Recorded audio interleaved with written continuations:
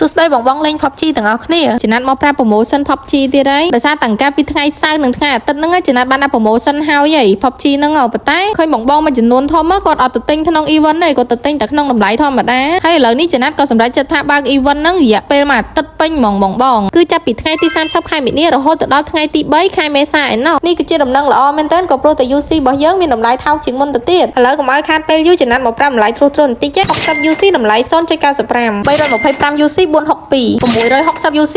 914ហើយបើបងចង់ដឹងតម្លៃកាន់តែច្បាស់តោះចូលទៅមើលជាមួយចំណាត់ទាំងអស់គ្នាបងចុចចូលទៅកាន់ page របស់ចំណាត់ហ្នឹងហើយចុចដល់ link ខាងលើហ្នឹងទៅនឹងចេញ website របស់ចំណាត់មកហើយអស់ទៅខាងក្រោមតាន់តិចទេហើយនឹងឃើញ slide promotion PUBG ហើយបងចុចកន្លែងចំណាត់គូនេះនឹងឃើញតម្លៃ UC ដែលបានបញ្ចុះទាំងអស់ហើយមួយទៀតបើបងខ្ជិលដាក់ខ្លួនឯងណាឲ្យចំណាត់ដាក់ជូនក៏បានដែរគ្រាន់តែឆាតចូល page ចំណាត់មកចំណាត់ដាក់ជូនហើយធានាសេវាកម្មជូនណាថាលឿនរហ័សតាន់ចិត្តហ្មងណាបើមិនជឿសាជាចង់ក្រោយកុំភ្លេច follow page និង share វីដេអូហ្នឹងឲ្យគ្នាយើងបានឃើញផងបងអរគុណច្រើនមែនតើបាយបាយ